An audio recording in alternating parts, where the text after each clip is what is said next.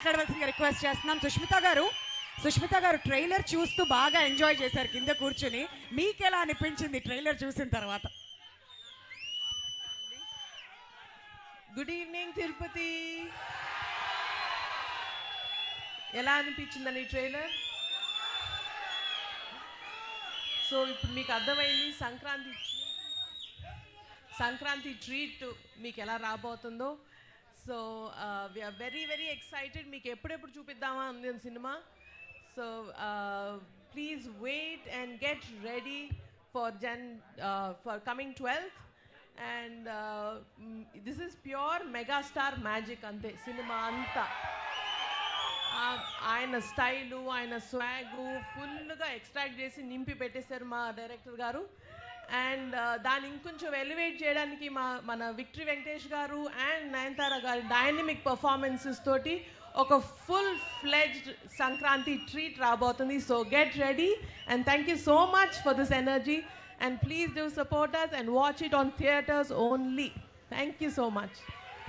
Thank you so much Sushmita గారు.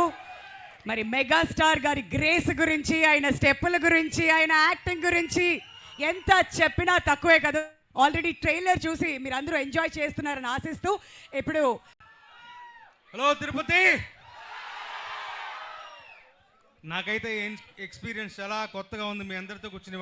ఒకప్పుడు ఎప్పుడు కూడా మెగాస్టార్ గారి వీరాభిమాని నేను. ఆయన అనిల్ రావిపూడి ఫిల్మ్ అని చూడంగానే ఒక ఎక్సైట్మెంట్ వాళ్ళ రోజున అందరిలోకి. సంక్రాంతికి డెఫినెట్గా వచ్చి బలమైన హిట్ కొడతాడన్నటువంటి విశ్వాసం అందరికీ, నాకు మరీ ఎక్కువగాను. ఈ ట్రైలర్ చూసిన తర్వాత మరీ ఎక్కువగా నమ్మకం పెరిగింది. అద్భుతమైన సినిమా, ఒక ఎంటర్టైనర్ వస్తుంది. అందరూ అనిల్ రావిపూడిని పందెంకోడి అంటున్నారు, సంక్రాంతి పందెంకోడి అంటున్నారు. నేనంటాను సంక్రాంతి రెక్కల గుర్రం అంటాను. రెక్కల గుర్రం మీద ఎక్కింది ఎవరు? అది సంగతి. అసలే రెక్కల గుర్రం దాని మీద ఎక్కింది మరెవరో కాదు, మెగాస్టార్ గారు. ఆయన ఫోర్ట్ అది. ఆయనకి బలమైనటువంటి విషయం ఎంటర్టైన్మెంట్. ఎంత బాగా పండించారు ట్రైలర్లోనే. ఇంకా మరోసారి చూడాలనిపిస్తుంది నాకు. ఈ 2.5 నిమిషాల ట్రైలరే ఇలా ఉంటే 2.5 గంటల సినిమా ఎలా ఉండబోతాం ఈ ఊహకే వదిలేస్తున్నాను. సంక్రాంతి బరిలో ఘనమైన విజయాన్ని నమోదు చేయడానికి మన శంకరవరప్రసాద్ గారు వస్తున్నారు. మన అందరినీ గొప్పగా అలరించబోతున్నారు. ఆల్ ది వెరీ బెస్ట్ మన శంకరవరప్రసాద్ గారు. All the very best to the team. Sahu గారు, మెగా ప్రొడ్యూసర్ సుష్మిత గారికి అందరికీ కూడా అభినందనలు తెలియజేస్తూ సెలవు తీసుకుంటాను. Thank you so much. నేను ఒక పాట రాశాను ఇందులో. సినిమా బిగినింగ్లో వచ్చేటువంటి పాట. ఒక్కరోజు షూటింగ్కి వెళ్ళాను.